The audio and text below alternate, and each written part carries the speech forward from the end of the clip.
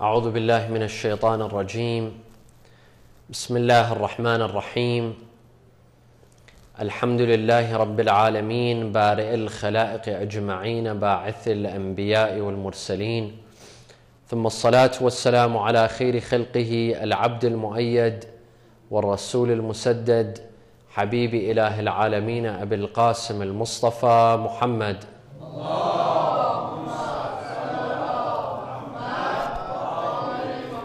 وعلى أهل بيته الطيبين الطاهرين وصحابته المنتجبين. صلى الله عليك يا رسول الله، صلى الله عليك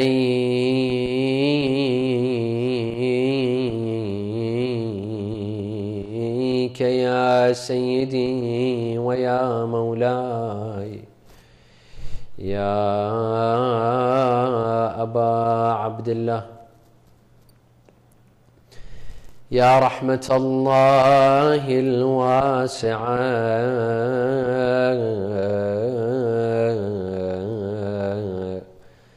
ويا باب نجاة الأمة ويا عبرة كل مؤمن ومؤمنة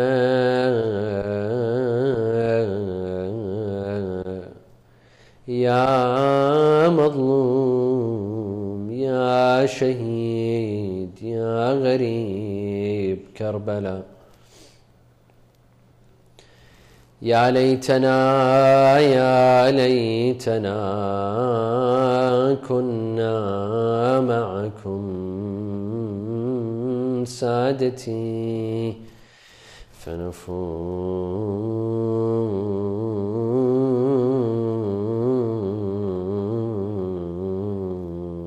فوزا عظيما. أعوذ بالله من الشيطان الرجيم. بسم الله الرحمن الرحيم. ومن أحياها فكأنما أحيا الناس جميعا. صلوا على محمد وآل محمد.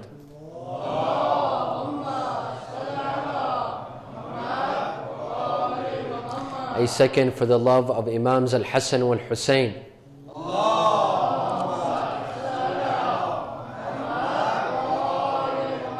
A third salawat for the love of Fatima al-Zahra with your loudest voices.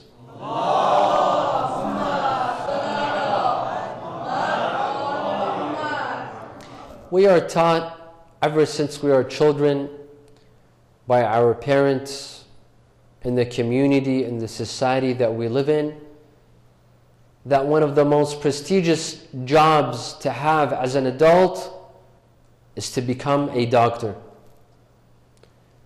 Parents teach their children ever since they're young to try to become doctors.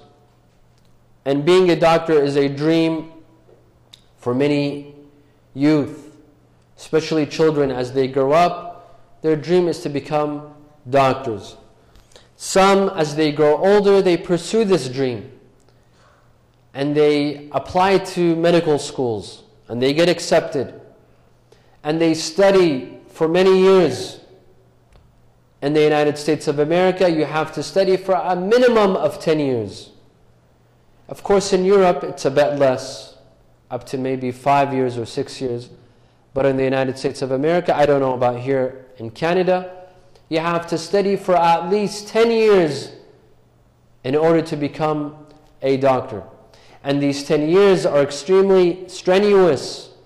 They're difficult.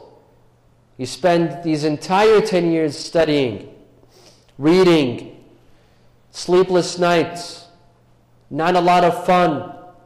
You have to take many loans that you will have to pay later on once you graduate and once you work. Some have to delay marriage. They delay their wedding and marriage just for the sake of becoming this very prestigious, receiving this very prestigious job, which is being a doctor. Of course, being a doctor also pays off. The salary and the income is not like the salary of an ordinary job or other jobs. It has a good salary. It has a good income. For some, the motivation is to make a good job. The motivation of studying for 10 or more or less years to become a doctor is to receive a good salary. Of course, for some, it's not just the financial income, but it's the reward. The job of a doctor is very rewarding because it means you will be saving people's lives. People's lives might be in danger. They might be on the verge of dying. A person with cancer or a person with heart disease, a doctor can save that person's life, can allow that person to live an extra 10 years or an extra 20 years. This is rewarding in itself to see a person, to rescue a person's life. This is very rewarding. And Allah subhanahu wa ta'ala in the Quran says that He who rescues the life of one person is as if He's rescued the life of entire humanity. He who gives life to one person is as if He's given life to the entire humanity. وَمَنْ أَحْيَاهَا فَكَأَنَّمَا أَحْيَا النَّاسَ جَمِيعًا. It is extremely rewarding to save a life in Islam. Only Allah knows the reward that a person receives for rescuing and saving a human life. In the community, we see that doctors hold a special position, a special status in the community. We don't call doctors by their first names. We always have to call them by their doctors. Dr. so-and-so. Because we respect them. We honor them. When a doctor enters into our gatherings, into our homes, we honor them. We respect them. We give them special seats. We give them special privileges. Only to show that this position, this job, is greatly honored in our community, in our society, and even in our religion. The Prophet ﷺ and the Imams, they themselves would teach medicine. They would teach medicine. Alaykum as-salam wa rahmatullah. And there's a well-known hadith that says, Al-ilmu ilman, ilmu al-adyan wa ilmu al-abdan. That knowledge is of two kinds.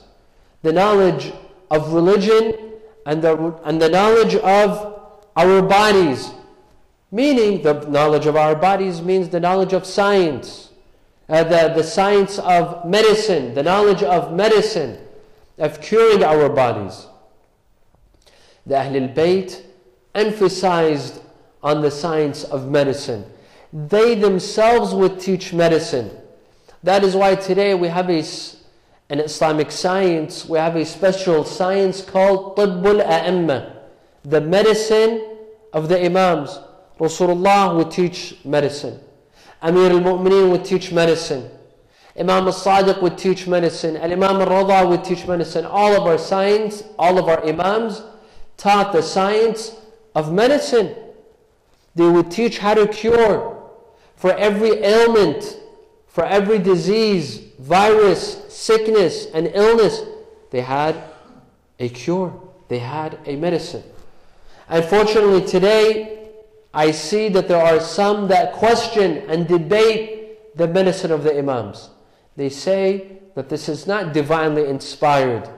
The Imams would give these cures and medicine from their personal knowledge, based on the circumstances, based on their society. Thus, this medicine that they provided in the past is not applicable today. It is not applicable today, and we cannot use it today. Today we have to refer to modern doctors. This, of course, is undermining the Ahlul Bayt and their knowledge and their sciences. The Ahlul Bayt, when they speak, their speech is divinely motivated and inspired. The Ahlul Bayt, when they speak, it's coming from Allah Azza wa Jal. And it was not just for a certain time. Proof of that is those who take advice from the Ahlul Bayt and they practice Tabb al-A'amma, they see the cure even till today. Thus, it wasn't just something 14 centuries ago or 13 centuries ago. It's something that is applicable even till today. When we look at the field of medicine, we see that the founders of medicine were Muslim. They were Muslim scholars.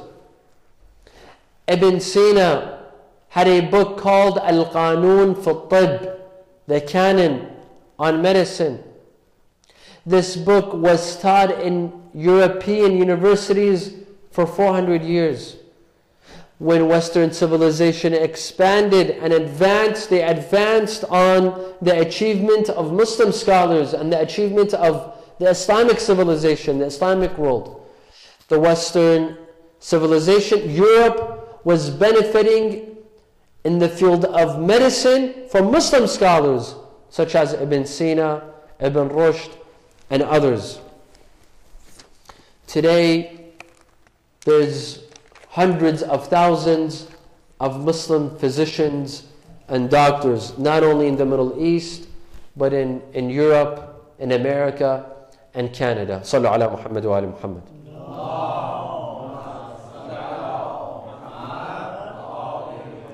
Today, in the field of science, in the field of medicine, we have certain controversies and certain topics and issues that have been raised for the past couple of years, maybe even the past decade or two.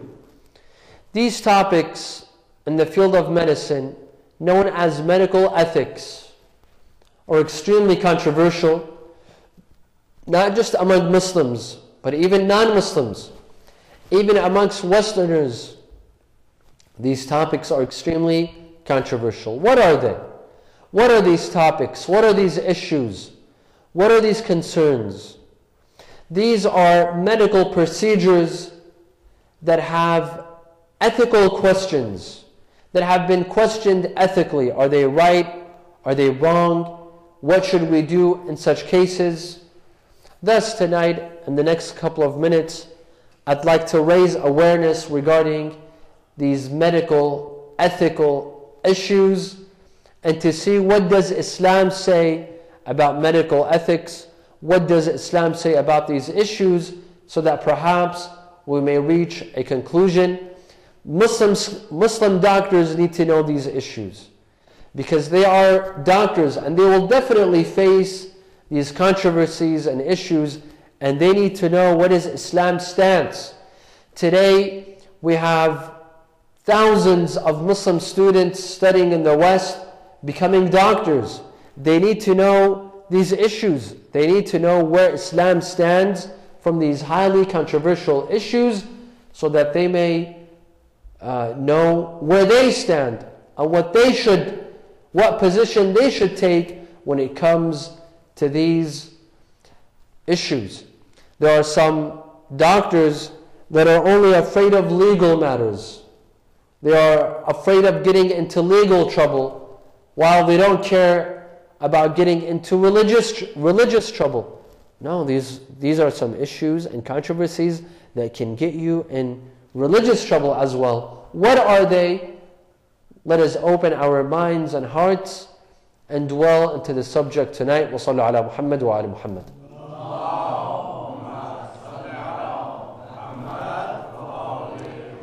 One of the very important questions that is raised in the field of medicine and is considered one of the fundamental issues on medical ethics is the subject of death. When is a person considered dead? When his brain stops working, when a person's brain stops working, or when a person's heart stops working. Because there are several cases in which a person, his heart might be still beating. This person might still be breathing, yet his brain is fully dead. Do we consider this person alive or dead? This is a controversial issue. When a person goes into coma, when a person goes into comatose, there's two states. There's two states that this person could be in. One state is called the persistent vegetative state, meaning that this person, his brain is not fully dead. Right now this person is in a state of coma, in a state of comatose. His brain is dying, slowly is dying. And there's a chance that this person can come back to life and wake up and presume life just as he was before going into coma. This is one state. Another state is called the brain stem death, in which the brain is fully dead, and cannot recover. This person is in a state of comatose, is in the state of coma. He's still breathing. His heart is still beating. Yet his brain is completely dead. This is called brain stem death. Now this brain stem death has been questioned. That is this real death or not? This question arose approximately 40 years ago when scientists and researchers discovered that there's a state that human beings can reach called brain stem death, in which the brain will completely die and there is absolutely no chance of him coming back, or the chance is very, very small, maybe 1 or 2%. The chance of not coming back to life is approximately 98%. Thus, this person, his brain is dead. This person only looks alive. However, he is dead. And the rest of the organs, because the brain is dead, the rest of the organs begin to die as well. The kidneys, the liver, the pancreas, all the other organs begin to die because the brain has died. The only organ that remains alive is which organ? The heart. Why? Because this person is put on life support. This person who is brain dead is put on life support. He's put on a ventilator which helps him breathe. Because there's a machine that helps him breathe, the heart keeps pumping blood. Now, in some countries, this person who becomes into this state, the state of brain stem death, this person is considered legally dead. In some countries, like the United Kingdom, England, and some other countries, this person is pronounced dead, even though he's still breathing, even though his heart is still pumping blood, even though he's still breathing, and he's still alive, he looks alive, and is still in the hospital, sleeping on the bed, yet this person is legally considered dead. That means his family can go and divide up his wealth, divide up the inheritance, and receive inheritance. This person is put on life support. And I'm sure that many of you have heard of such cases. There are many people, we have received many questions on this subject, that if this person is brain dead, and there is absolutely no chance of him coming back to life, or the chance is very, very minimal, 1 or 2%, do we have to keep this person on life support or no? Do we have to keep this person on the machine and allow him to breathe? Or no, we don't have to. We can, as they say, pull the plug and allow him to die. This is a question. And in many cases, the doctors will come and ask the family of this patient that do you want to keep this person on life support, or do you wish for us to pull the plug?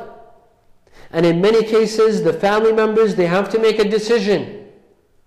And there are some family members, because they are not Islamically educated on the subject, some of them, they say, yes, go ahead and pull the plug.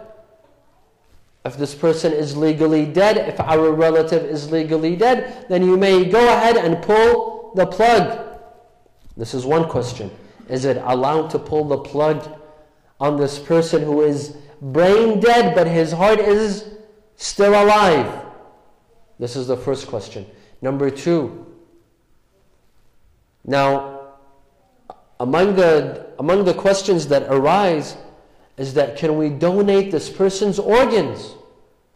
Because the hospital managers and the doctors, they will come to the family members and will tell them that as long as this person is still alive and some of his organs are still functioning, come and donate his organs. Perhaps there's a person who's in need of a heart transplant, or a kidney transplant, or a pancreas or liver, or I don't know what other organ transplant. There's people that are in need of transplants. Come and donate the organs of this person to someone who's in need of a transplant. Is this allowed? Is this halal? Does Islam give an okay on this or not? Sallu ala Muhammad wa ala Muhammad.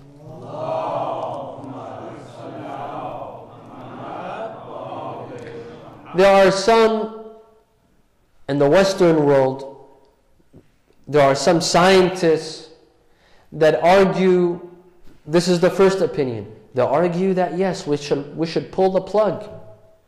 Number one, we should pull the plug on this person who is brain dead. And number two, we should donate his organs. Even though he's still alive, we should donate his organs. Why? Number one, this person is dead. You think that this person is alive. Just because his heart is pumping blood, it doesn't mean that he's alive. His brain is dead. This gift that God has given him, this most valuable gift, now it's gone. And because he's brain dead, there is no chance of him coming back. There's no chance of him coming back. That's number one. He's dead already. This person is not a person any longer. That's why they say this person is just like this wall, just like this rug, just like a couch or a vegetable. This person is a vegetable now. He's not even a person. He's not even a human being now. He's just like a balloon that has air coming in and out. That's it. He's not a person any longer. This is one. Two, there is no chance of recovery whatsoever. This person will never recover. This person will remain sleeping. If we keep him on a life machine, this person will remain sleeping for 100 years. This person will never come back to life. So what's the point? Why keep him on life support? That's two. Number three, this person is suffering. Just putting him there, sleeping in a hospital bed, not being able to get up, not being able to see his relatives and friends and family members and children. This person is suffering. Why don't we end the suffering of this person by pulling the plug? Let's bring him peace. Number four, let's benefit from his organs. Why let this person go to waste and his organs go to waste when there is someone who can benefit from his organs? Someone who can benefit from his heart, from his kidneys, from his liver. This person is no longer going to need these organs. So as long as he still has functioning organs, of course, when a person is declared brain dead, his organs will slowly begin to die. Thus, family members and doctors only have maybe 3 hours, 4 hours to make a decision. Because if they wait longer, these organs will die. Thus, family members have to make a quick decision. Do they wish to donate those organs or not? Maybe they have 2 or 3 hours. If they wait longer, the organs will die. Thus some say, why let these organs die while someone else can benefit from them? Someone else, you can save someone else's life. This person is not going to come back any longer. And number 5, their argument is that by keeping this person alive, by keeping this person on life support and on the machine, on the ventilator, you're only draining the economy.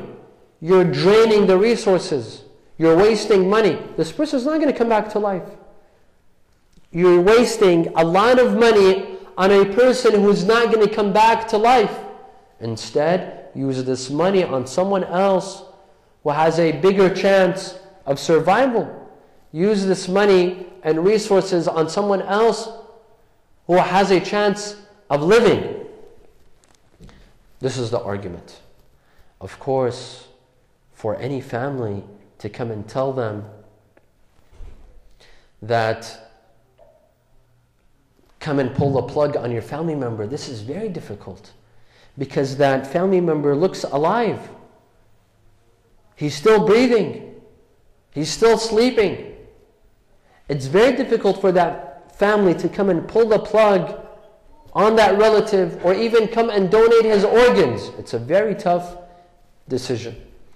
I was reading an article about a family who had an 18-year-old daughter. This 18-year-old daughter was taking antidepressants. She overdosed on the antidepressants. She went into a coma. They brought her to the hospital. The doctors, as soon as they saw her, within an hour, they pronounced her dead. But which dead? Brain dead. They came and told her parents that your daughter is brain dead. And there is absolutely no chance of her coming back to life, because she has reached brainstem death, the second state, not the first, not the persistent vegetative state, but brainstem death, in which she can no longer come back. Now, of course, this came as a shock for them. And then the doctors came and said, donate her organs. Now that we just pronounced her dead, you have about 3 or 4 hours, as long as the other organs are functioning. Donate her organs. Of course, the parents refused. This was a very difficult decision for them, and they refused. And they kept their daughter on life support. And then what happened was that she was in a hospital in the intensive care unit with 8 beds.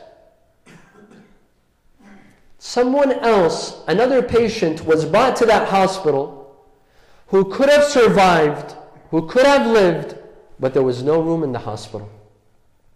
Why? Because there were 7 other patients, and this young lady, the 18-year-old, she was sleeping on the 8th bed, and her parents refused to pull the plug, even though there was no chance of her coming back to life. There was no chance of her recovering. There was another person who needed a bed in the intensive care unit, who had the chance of survival, but there was no place for him. By the time that they took him to another hospital, what happened to him? He died. Now, there's a campaign to teach families that if your relative or loved one goes into a state of comatose and is brain dead, pull the plug. Make room for someone else. This is one opinion. Sallallahu ala Muhammad wa ala Muhammad.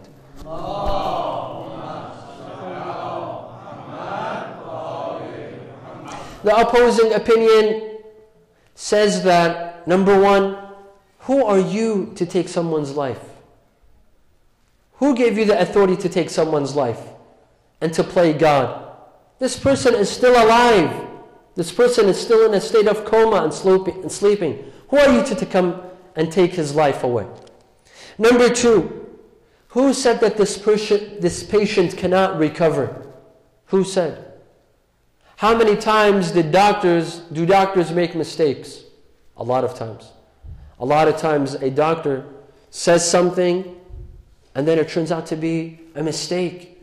How many times do doctors diagnose some patients with cancer and it turns out that that person doesn't have cancer. Or a doctor diagnoses a person and says that he doesn't have cancer while he turns out to have cancer. Thus, can doctors make mistakes or no? Yes, they can make mistakes. This is possible.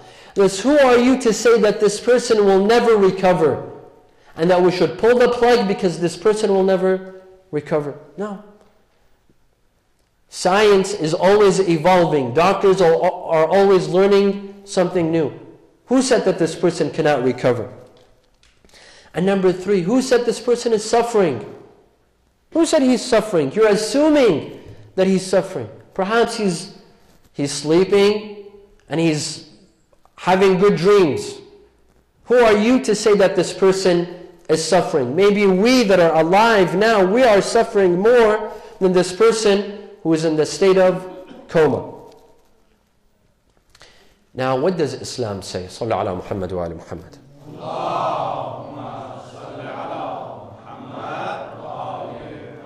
Islam says that we cannot end a person's life. Islam says that as long as this person is breathing, we cannot end his life. Because death is the death of the heart, not the death of the brain. Islam says that as long as a person's heart is working, this person must be kept alive. This person still has a spirit, still has a soul. Yes, there are exceptions. One exception is that if this person, we definitely know that this person is not going to come back to life, is not going to recover. If a group of doctors, they come and they say, this person is definitely not going to come back to life. And at the same time, this person is taking room in a hospital while another person has the chance of survival but doesn't have a place at the hospital. And that person might die or is going to die because of this brain stem death patient. Yes, perhaps scholars here say that this person is more important. This person who has a chance of survival, if we don't put him in the hospital, he will die. While this person has no chance of recovery, then here, because Islam says choose what is more important, perhaps some scholars might say, then let's give precedence to this person who has a chance of survival. This is one issue. This is one of the issues of medical ethics. There are other issues as well. Perhaps in the coming nights, inshallah, we shall address them and talk about them. Controversial subjects on medical ethics. So sallu ala Muhammad wa ali Muhammad.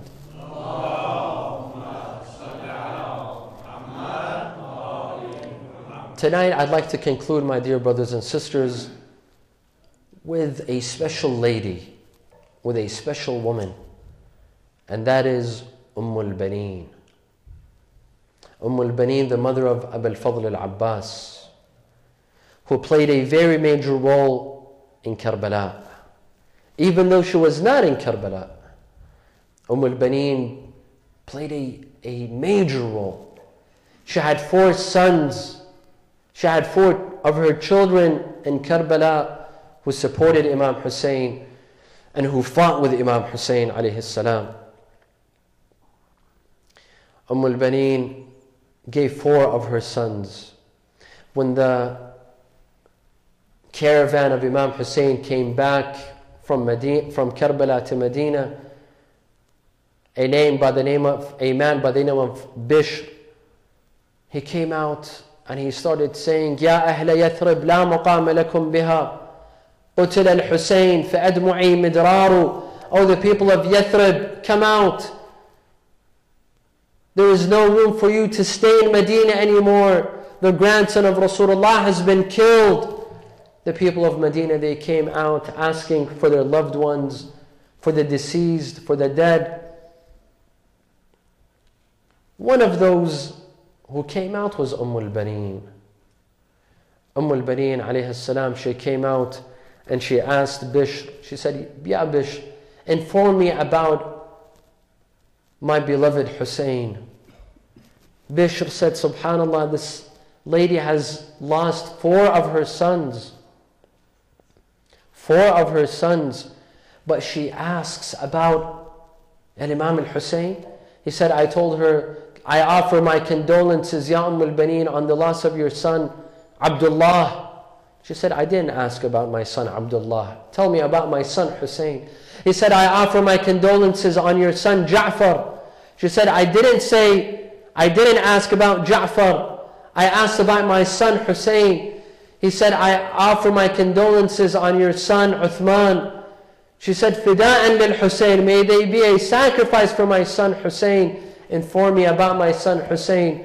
He said, عظم الله لك الأجر بولدك أبي الفضل العباس. I offer my condolences on your son, Abu al-Fadl al-Abbas.